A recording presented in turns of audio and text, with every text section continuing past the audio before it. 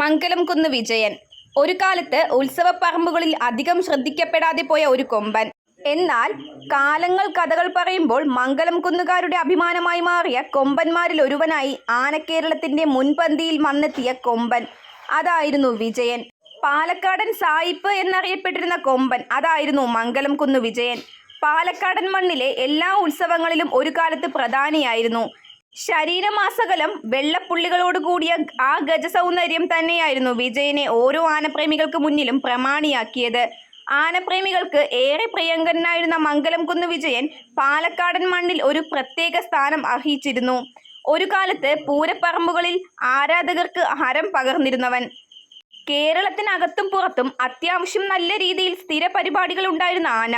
മിക്ക പരിപാടികളുടെയും സ്ഥിരം സാന്നിധ്യം, അവസാന കാലം വരെയും അത്യാവശ്യം വഴിയടച്ച് പരിപാടികൾ എടുത്തിരുന്നവൻ. ഇവൻ പഴയ പുഷ്പവിജയൻ എന്ന പേരിൽ അറിയപ്പെട്ടിരുന്നു. എന്നാൽ 2017 സെപ്റ്റംബർ 13 ഗജലോകത്തിന് തീരാനഷ്ടമായി ഇവൻ ഈ ലോകത്തു നിന്നും യാത്രയായി. മംഗലം കുന്ന് MA പരമേശ്വരന്റെ ഉടമസ്ഥതയിലുള്ള ആനത്തറവാട്ടിലെ കൊമ്പനായിരുന്നു. കേരളത്തിൽ ആനപ്രേമികളിൽ വിജയനെ അറിയാത്തവർ ആരും തന്നെ ഉണ്ടാവില്ല.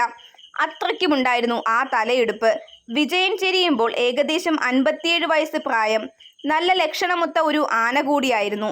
പാലക്കാട്, തൃശൂർ ജില്ലകളിൽ കൂടാതെ കോയമ്പത്തൂർ ഭാഗത്തെ എഴുന്നള്ളിപ്പുകളിലും സ്ഥിരമായി പങ്കെടുത്തിരുന്നു.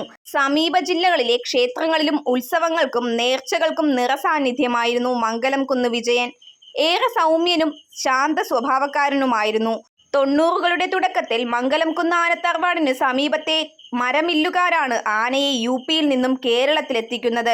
മംഗലം കുന്ന് ആനകളുടെ ഉടമകളായ MA പരമേശ്വരന്റെയും ഹരിദാസന്റെയും സഹായത്തോടെയായിരുന്നു വിജയൻ ഉത്തരേന്ത്യയിൽ നിന്നും കേരളത്തിലെത്തിയത്. ഉത്തർപ്രദേശിൽ നിന്നും കേരളത്തിലെത്തിയതോടെ ഹിന്ദിക്കാരനായ ആനയെ മലയാളിയാക്കി. അങ്ങനെ പുഷ്പമില്ലിൽ എത്തിയതോടെ കൊമ്പന്റെ പേര് പുഷ്പവിജയൻ എന്നായി. 6 വർഷക്കാലം പുഷ്പമില്ലിൽ നിന്ന ശേഷം 1998 മംഗലം കുന്ന് ആനത്തറവാട്ടിലെത്തിയത്. ഇതോടെ പേരിൽ നിന്നും പുഷ്പ ഒഴിവായി. അങ്ങനെ തലയെടുപ്പോടുകൂടി മംഗലം കുന്ന് വിജയൻ എന്ന പേര് മാറ്റി. അതുപോലെ വിജയൻ എന്ന ഗജവീരന് നാടൻ ആനകളുടെ എല്ലാവിധ ലക്ഷണങ്ങളും ഉണ്ടായിരുന്നു. ഇടക്കുന്നി ഗോപി, ചിലമ്പത്ത് വിജയൻ എന്ന പേരിലും ഇവൻ നിന്നിരുന്നു. തൃശൂർ പൂരത്തിലെ തെക്കോട്ടിറക്കത്തിൽ വർഷങ്ങളോളം അണിചേർന്ന് നിന്നത് വിജയന്റെ ആനച്ചന്തത്തിന് ലഭിച്ച അംഗീകാരമാണ്. ചിനക്കത്തൂർ പൂരം, എറണാകുളത്തെ ചെറായി പൂരം എന്നിങ്ങനെ സുപ്രധാന ഉത്സവങ്ങളിലും സ്ഥിരം സാന്നിധ്യമായിരുന്നു. ചെരിയുന്ന ആ വർഷവും ആനയൂട്ടുകളിൽ സജീവമായി പങ്കെടുത്തിരുന്നു. ഉത്സവകാലത്തിന് കേളികൊട്ടുയരുന്ന തിരുവില്വാമല നിറമാല ഉത്സവത്തിന് പങ്കെടുക്കാനുള്ള തയ്യാറെടുപ്പുകൾക്കിടെയാണ് അപ്രതീക്ഷിതമായ വിജയന്റെ വിയോഗം. എടുത്തുപിടിച്ച കൊമ്പുകളും തലയെടുപ്പും തന്നെയായിരുന്നു മംഗലം കുന്ന് വിജയനെ മറ്റു ഗജവീരന്മാരിൽ നിന്നും വ്യത്യസ്തനാക്കിയത്. ആനച്ചന്തം ഉൾപ്പെടെയുള്ള ചില സിനിമകളിലും മംഗലം കുന്ന് വിജയൻ പ്രത്യക്ഷപ്പെട്ടു. കൂടാതെ മറ്റു നിരവധി സിനിമയിലും വിജയൻ സാന്നിധ്യം അറിയിച്ചിട്ടുണ്ട്. മംഗലം കുന്ന് ആനത്തറവാട്ടിൽ ഏറ്റവും കൂടുതൽ എഴുന്നള്ളിപ്പുകളിൽ പങ്കെടുത്തിരുന്ന ആനകളിൽ പ്രമുഖരായിരുന്നു വിജയൻ. എക്കാലവും നമ്മുടെ മനസ്സുകളിൽ ഒരു ഓർമ്മയായി നിലകൊള്ളും.